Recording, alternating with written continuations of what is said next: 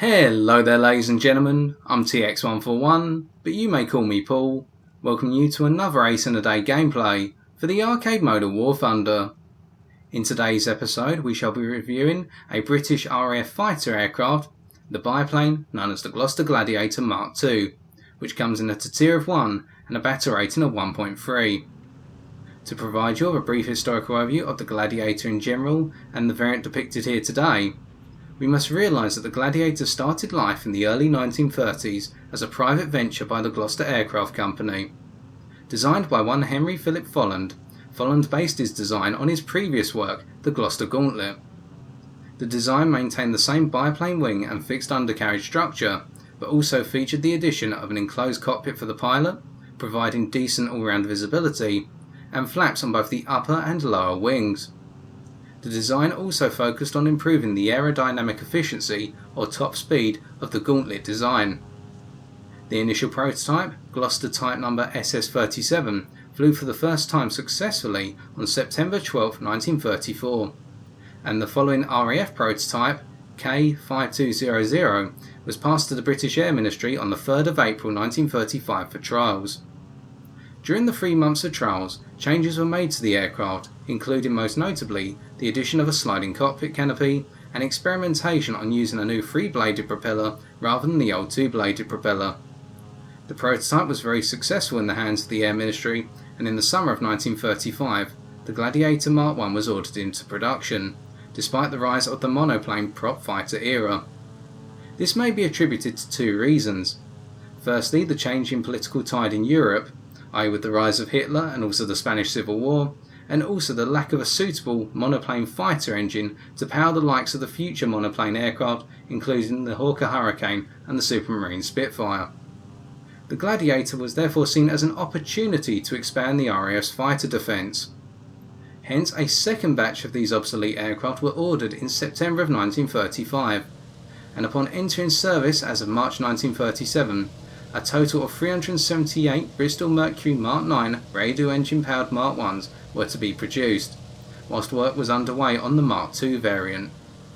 The Mark II variant was powered by an 830 horsepower Bristol Mercury Mark 8A radio engine.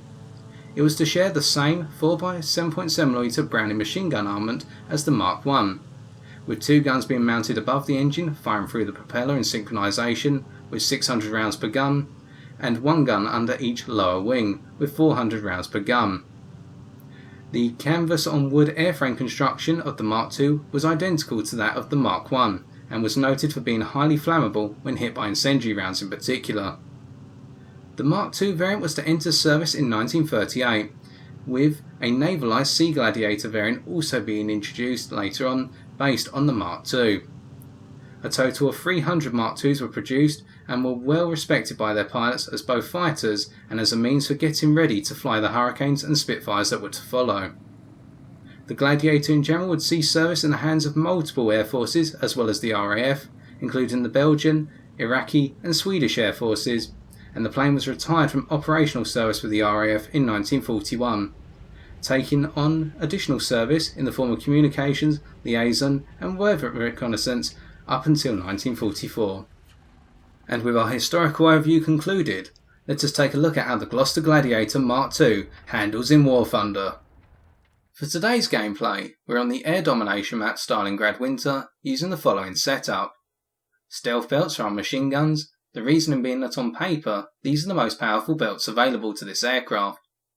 With 2 armour piercing, 2 armour piercing incendiary and a single base incendiary round available within these belts, we will be able to cut apart enemy fuselages, kill pilots, or alternatively set planes on fire faster than with the other belts, and this is required in order to bring our opponents down as quickly as possible, but more on that later. For our gun convergence, we are using a 300 metre gun convergence for 2 reasons. Firstly, the limited range of the 7.7mm machine gun in general, which in our experience only extends out to 500 metres at most. Secondly, because of the nature of our aircraft. We are flying a biplane, which optimises itself on turn fighting rather than energy fighting or boom and zoom tactics. Therefore, we aim to keep our opponents close and at distances of approximately 200 to 350 metres, and on average our opponents will lie at that 300 metre distance, which is ideal for our convergence in the midst of a turn fight. Finally, for our fuel load, we're using a 30-minute fuel load to ensure that we can make it to the end of the game on fuel capacity alone. And we kickstart this gameplay by going up into the clouds and entering into a 2 versus 1 engagement, or at least 2 enemy planes focusing on us in particular and ignoring our friendlies. We start off with a head-to-head with a Spitfire Mark IIA, snap rolling out the way and moving very slowly across their line of fire to force them to overshoot. We can quickly come around thanks to our great roll rate and great overall responsiveness in the aircraft's controls to get on the back of the Spitfire Mark IIA. Here we decided to apply our landing flaps for a temporal period of time to increase our lift. Already noticing how the landing flaps on both the upper and lower portions of our biplane's wings is very handy. But here we go into a secondary, a very low speed head-to-head with a Heinkel 112A0, who grazes us with their 20mm cannon and does nothing more. And again we can come around very quickly, but note the Spitfire on our tail. So here we do another snap roll, going inverted and cutting under their line of fire, forcing them to use their heavy nose down elevator response in order to force the Spitfire to miss and cut underneath the Heinkel 112 which was stalling out above us, dodging both planes' lines of fire and coming around to finish off the Spitfire Mark IIA for kill number 1. Most likely more the result of our teammates doing damage to the Spitfire, but we picked up the kill in the end. At this point we cut over the top of the line of fire of the A0 at the last possible second, forcing them into another miss and an overshoot, and as they go up above us we engage our landing flaps to increase our plane's lift. Once we cut over their line of fire once again, because of our very low speed and forcing the Heinkel 112 to overspeed on top of us, and as they go up for a loop we use our landing flaps now in order to make sure we can stay with them even at a speed of 150 km an hour and pepper their plane with a couple more bullet holes. We can see here how having only 4 7.7mm machine guns is a disadvantage when you want to bring planes down quickly, and as the Heinkel goes into a dive we know we cannot follow. With our limited dive speed acceleration and our top dive speed of approximately 575 km an hour, we do not have a chance to chase them down. However, in that engagement we should note how manoeuvrable our biplane is. Not just in General 4 biplanes but the Gladiator Mk in particular, which has a very good roll rate, decent elevator response, although hopefully you may have noticed that as we went to speeds below 175 km an hour, our elevator became very jagged in its responsiveness, especially on our first shots on the Spitfire Mark IIA, where we actually had to level ourselves out in the sky before taking our shots, simply because the elevator was taking time to reset itself and form a level plane. On top of that we also have the very powerful rudder, which means that we can snap around onto targets very quickly. But again here, as we make a small energy pass on the Hurricane Mark II, we are let down by our armament. We had a clean shot on the Hurricane Mark II but we just could not do the damage. And this is a difficulty when going up against the more structurally sound and well defended monoplanes of your Batteraton and tier, such as the 2.0 of the Hurricane, which you can face from time to time. At this point we snap around over the top of an F2A-1 Buffalo, knowing that their 50 caliber in the nose will be enough to bring us down very quickly, at which point we decide to stall over the top of the F2A, or ideally force them into a stall and just rudder over the top via a hammerhead and pick up kill number 2. At this point we look behind to see an enemy Hawk and an enemy Hurricane chasing us down. We just have the speed from our dive on the Buffalo to pull away from them for the time being, and we want to push the I-16 Type 18 out of our way so that way we can break away. We pick up a critical hit on the left wing of the I-16, but it will not be enough to put them into the ground unfortunately. Again, we are let down by the overall effectiveness of our armament, even when we got into closer ranges, ideal for our gun convergence. Nonetheless, not to be disappointed, the Hurricane breaks off for the time being, as we are retreated back into friendly territory, although they are now coming around and are going to build altitude with us, and we should point out the climb rate of the Mark II at this point, i.e. the Gladiator. The Gladiator Mark II's climb rate is moderate at best, but what it has in hand is its very low stall speed of 95 km an hour. This in turn means that you can continue to climb for extended periods of time by balancing yourself out on your war emergency power, or the 110% engine overdrive in this case, to make sure that you can build up a significant amount of altitude over the longer period of time rather than in short bursts. We can see here how we have already gone from 2,200 meters altitude to 2,500 meters altitude rather quickly, and it would seem that the Hurricane is matching us for altitude and now coming around for the head-on, even when we have multiple friendlies trying to all climb up to engage the Hurricane and take its attention, or bring it down. Here we decide to engage our landing flaps to increase our roll rate further and force ourselves into another snap roll, although at slightly higher speed. And as we come around now, we see the Hurricane already overshooting on its overall turn and seemingly firing into the distance for no apparent reason. at which point we pick up our third kill, most likely because our friendlies doing damage to the Hurricane, and we are almost caught by surprise by the SPD-3 Dauntless, which we were not paying attention to from earlier. You may have noticed him in the clouds. At this point the Dauntless breaks in front of us and we pick off their pilot for kill number 4, highlighting how when we have the ideal shot on target, the stealth belts do make it count, with the 2 armour piercing rounds in particular most likely going through the cockpit glass and killing the pilot. Having reloaded, let us return to the climb rate once more of this plane and the altitude performance of the aircraft. Because of the climb rate nature of this aircraft, i.e. being good in long sustained climbs but being moderate in the shorter sprints, it means that you will not outclimb the likes of say a Spitfire Mark 1A if they are climbing in a very short period of time. But at the same time what this does mean is that you can go from approximately 1,500 metres altitude up to 4,500 or even 5,000 metres altitude in a single climb, so long as you do not take too sharp a climb angle, i.e. no more than approximately 20 degrees or 25 degrees in my case, and you continue to balance yourself out on your war emergency power or the 110% here, and just make sure to mediate it. We can see here how we've already pushed up to 3,500 metres altitude in an effortless fashion, and we are levelling out once again. At this point we're trying to match the altitude of the Spitfire, which has disappeared in the clouds, as we fear that the Spitfire may be coming over to engage us. It may be a player from earlier that we shot down or assisted in shooting down. We level out and we build up our speed, and as we go to higher altitudes, in particular above 4,000 metres altitude, our engine begins to lose its performance gradually, and this is most noticeable when you hit approximately 4,500 metres altitude. The plane will begin to struggle a little bit, and by the time you hit 6,000 metres altitude, which you should not really do often in your battle rate and tier combination, you'll find that this plane is at a key disadvantage by comparison with the likes of say a Messerschmitt 110C4 or a Hawker Hurricane. At this point we come up underneath the Spitfire Mark 1, catching them by surprise. They probably did not expect us to come around but climb off at the edge of the map, it would seem, and we pick up our ace in the day with a pilot kill. But now we have to come onto the concept of bomber interception. From time to time you may be required to go after enemy bombers, such as PBYs or Heinkel 111s, and the Gloucester Gladiator, due to its poor durability, i.e. in the Mark II, is not suited for this. We decide to be conservative and break over the top of the PBY, just climbing, and here we are exploiting our climb rate and our ability to stall out at very low speed to our advantage to make sure we stay more than a kilometre away from the PBY and therefore out of the effective range of its turrets. As we invert ourselves and come around, we can see that friendly aircraft are going after the PBY in the form of the Dornier 17, and we continue to stay away from the PBY and just level out and rebuild our speed.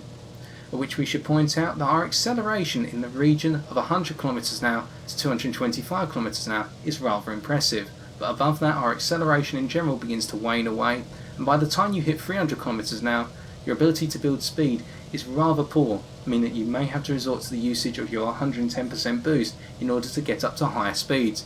And with your maximum speed lying in the approximate region of 430 km an hour, this can take some time and may not always be worth it. We decide to go head to head with a PBY-5 to show our durability in action, and we aim for the cockpit to make sure that we can get the pilot kill for kill number 6. We can see just some glancing blows from the forward turrets of the PBY have already caused a leak in our oil tank, and this highlights the durability of the Gladiator Mark II in a nutshell. Very poor, but you would expect that for a canvas on wood biplane. And as noted in the history, this plane is incredibly flammable and susceptible to catching fire from a single incendiary round on the wings or even the rear fuselage. It is also worth noting that whilst smaller calibre machine gun fire from say 7.7mm machine guns can be tolerated to an extent, if you take a couple of hits from a heavy machine gun such as a 12.7mm machine gun, a Browning, alternatively from a 20mm cannon such as that on a BF-110C4, it is very likely that you will instantly be cut to shreds. Alternatively, if the rounds hit the wings of this plane, they will cause the ailerons to snap off instantaneously. And when you lose the ailerons on one side of the biplane's wings, you will not be able to make turns very effectively on that side of the plane, which will already cut your manoeuvrability down by 50%.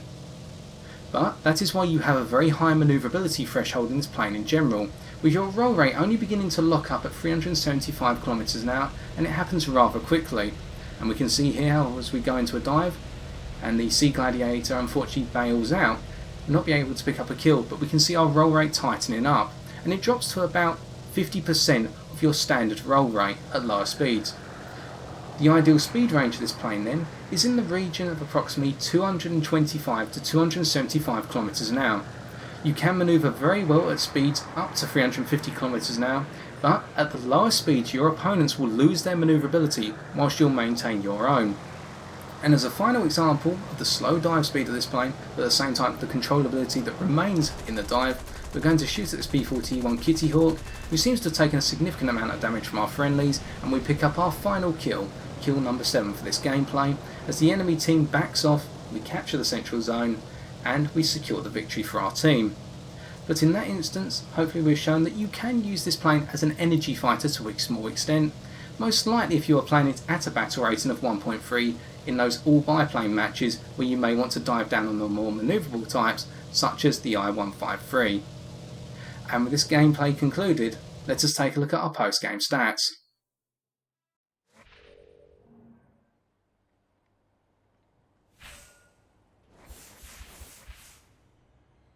With our 7 kills and single assist, we managed to pick up 7,677 silver lions and 2,608 research points. Before coming on to our conclusion, we should consider the biplane versus biplane matchups in the Gladiator Mk. In my personal experience, the Gladiator Mk.'s manoeuvrability places it among the likes of the other British biplanes, i.e. the Hawker Furies and Nimrods, and the Russian I-15 series biplanes, simply because the planes are all very manoeuvrable and very alike in terms of their responsiveness to control input. The advantage the Gladiator Mk2 has, however, is in terms of its engine performance, being able to outrun these planes and pull away from the dogfight when necessary. Moving towards the more manoeuvrable end of the biplane spectrum, i.e. the Japanese KI-10 series biplane aircraft, the Gladiator Mk2, even with its landing flaps engaged, is nowhere near as manoeuvrable, and the pilot in the Gladiator will need to take a more energetic approach, as depicted on the P-40 Kitty Hawk at the end of today's gameplay, in order to bring a KI-10 down. On the other side of the spectrum, when going up against the biplanes built around their engines rather than the manoeuvrability, such as the Heinkel 51 German biplanes and the Italian CR-42 Falco, you instead need to use your superior manoeuvrability to outmanoeuvre these guys as they come in fast, as whilst they'll be able to outrun you, they'll by no means be able to match your manoeuvrability, and you'll very quickly be on their tails. To conclude then, moving away from biplane versus biplane engagements and onto how one can defeat the Gladiator Mk2 in a monoplane, unless you are flying an A5M4 which is as manoeuvrable even down to lower speeds, you should always take an energy fighter stance. Being able to outclimb the Gladiator Mk2 from the onset in most cases, you'll be able to strike from above, and you only need 1 or 2 rounds to make their mark to cut the fuselage of a Gladiator to pieces. The alternative, due to the limited range of the 7.7s on the Gladiator, only out to approximately 400 to 500 metres distance, is to attack it in a long distance head-on, being able to open fire up to distances of approximately 600 metres before you run a risk of being shot at by the Gladiator's armament. However, if you enable a Gladiator Mk2 to get close and lure you into a turn fight, you are in for a lot of trouble, as depicted in today's gameplay, where we managed to pick up 7 kills and place ourselves in 3rd place by comparison to the rest of our team. In a number of situations we used energy fighter tactics, but in all cases our opponents were lured into positions or let themselves get into positions of low energy whereby we could get in close and make our guns count, and our plane count in general. And it goes to say that whilst many would underestimate the power of the Gladiator Mk2, never underestimate the power of Obsolescence, ladies and gentlemen, as she may be a biplane, but she's a damn fine one.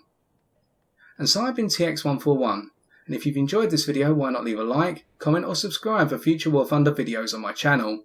But until next time, ladies and gentlemen, take care, and good luck in the skies!